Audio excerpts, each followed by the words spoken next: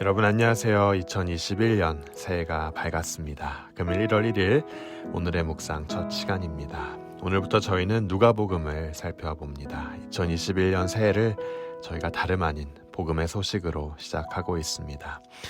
여러분, 복음은 그냥 하나의 뉴스가 아니라 그야말로 사건을 일으키고 역사를 진동시키는 소식입니다. 한 번도 일어난 적이 없는 사건이고 또 인류와 인간의 운명을 바꾸는 사건입니다.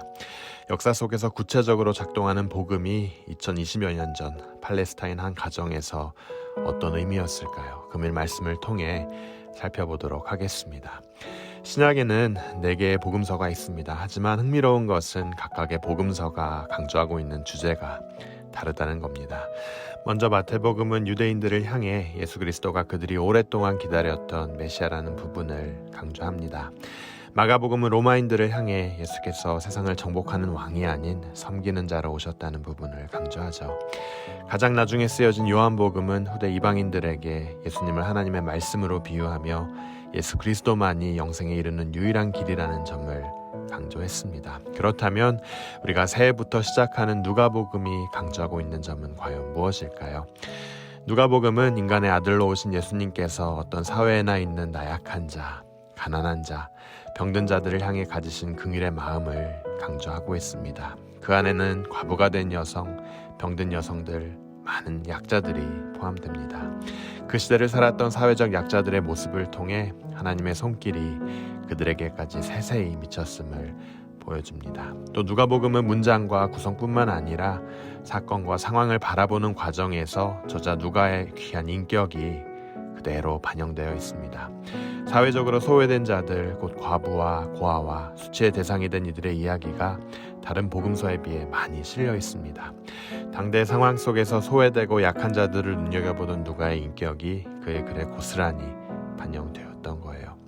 의사였던 누가는 환자 한 명 한 명의 인격과 그들에게 내재되어 있었던 아픔까지도 볼 줄 아는 인격자였습니다. 우리가 향후 발견하겠지만 그래서 그는 누가복음을 통해 한 사람과 한 사건도 대충 지나가지 않습니다.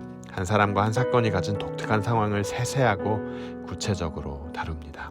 그래서 누가복음이 사복음서 중 가장 긴 복음서가 된 거예요. 인격과 더불어 상황을 투시할 수 있는 세세함을 소유했던 누가가 복음서를 시작하며 가장 먼저 선택한 이야기 역시 아주 독특합니다. 그건 다름 아닌 나이가 아주 많은 한 제사장 부부 사가랴와 엘리사벳에 대한 이야기였습니다. 18절 말씀이 이렇게 전합니다.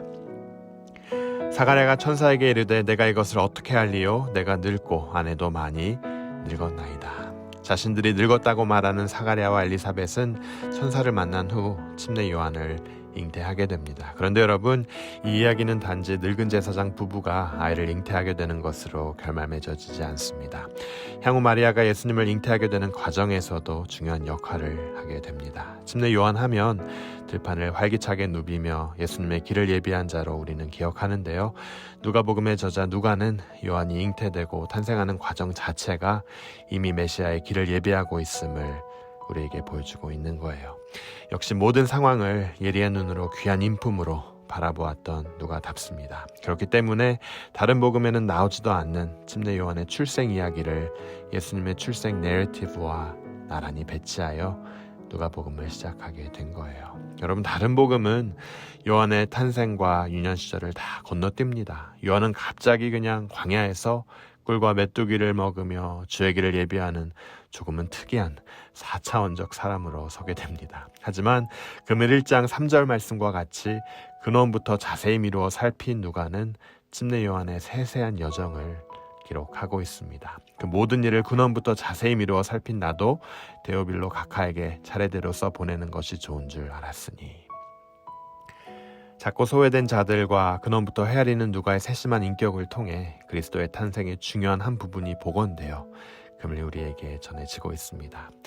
누가가 전하는 복음은 여러분, 하늘에서 직통으로 떨어진 계시가 아니었습니다. 인간의 시간 속에서 구체적으로 이야기를 만들고 역사를 창조한 소식이었습니다.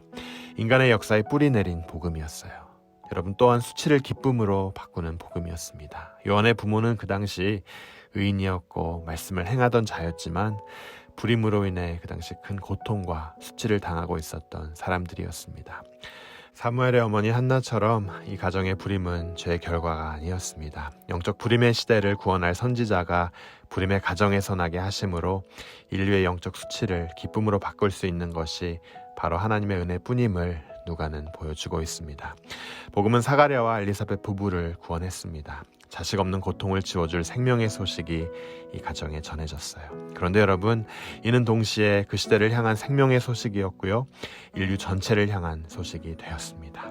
메시아의 길을 예비할 침례 요한의 탄생은 구속의 역사에서 클라이맥스를 장식할 중요한 한 아이의 출현을 곧 의미했던 거예요. 여러분, 너무나 놀랍지 않습니까?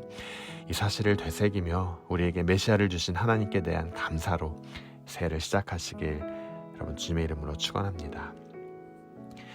여러분, 하나님께서 왜 누가를 그의 복음을 이어갈 사람으로 사용하셨을까요? 여러분 한번 생각해 보셨습니까? 누가가 의사라는 타이틀을 갖고 거기에 걸맞는 명성과 재산을 가져서 그랬을까요?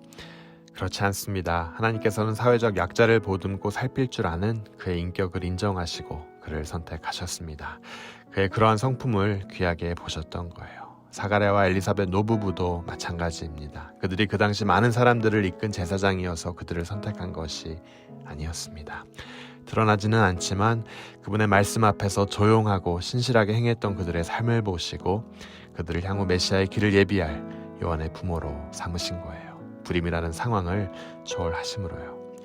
그들이 소유한 인격이라면 향후 아들로 오실 예수의 길을 잘 예비할 요한을 잘 양육하리들이라는 것을 아셨던 거죠. 여러분, 그런 의미에서 복음은 인격입니다. 세상에 수많은 은사자와 능력자들이 넘쳐나지만 하나님께서는 그분의 복음을 이어가기 위해 지금도 그분의 스토리를 이어갈 인격자들을 찾고 계십니다. 여러분, 우리는 소위 드러나는 인기와 능력과 은사와 카리스마에 매료되지만 하나님께서는 한 사람의 내면에 숨은 그 인격을 지금도 찾고 계십니다. 그분이 완전한 인격자이시기 때문입니다. 여러분, 우리가 새해를 시작하며 더욱 하나님의 사람이라는 명칭에 걸맞는 인격을 소유한 자들로 나아가시길 주님의 이름으로 축원합니다. 그러한 인격을 위해 우리가 열심으로 나아갈 때 하나님께서는 그러한 자들, 그분의 나라를 세우고 이끌어갈 자로 우리를 사용하실 겁니다. 그러한 인격을 품은 자로 세워지길 여러분 주님의 이름으로 축원합니다. 우리 함께 기도하도록 하겠습니다. 하나님, 은혜에 감사합니다. 금일 누가의 귀한 인격을 통해 기록된 누가복음 말씀을 통해 시작되고 이어지는 복음을 묵상합니다. 사가랴와 엘리사벳의 삶을 통해 인간의 역사 안에 작동하는 복음, 또한 수치를 기쁨으로 바꾸는 복음의 능력을 저희가 체험합니다. 겉으로 잘 드러나지는 않지만 사람과 세상을 대하는 말과 행동에 담긴 인격이 하나님의 뜻을 이루어가는 통로가 됨을 봅니다. 2021년 새해를 시작하며 하나님의 사람이라는 명칭에 걸맞는 인격을 소유한 자들 되길 원합니다. 주님, 주변 지체들을 살피고 하나님을 최우선으로 여기는 인격이 자라는 기름진 토양을 우리에게 허락하여 주시옵소서. 시작된 2021년 새해 모두 주님께 맡깁니다. 우리의 삶도 계속되는 팬데믹도 그로 인해 야기되는 여러 가지 일들도 모두 주님 살펴주시고 어려운 상황이 있음에도 불구하고 계속해서 퍼져나가는 주님의 나라와 복음을 위해 살아가게 하여 주시옵소서. 오늘도 하나님의 뜻이 담길 수 있는 인격자로 우리를 빚어 주시옵소서. 이 모든 말씀 그리스도이신 예수 그리스도의 이름으로 간절히 기도드립니다. 아멘.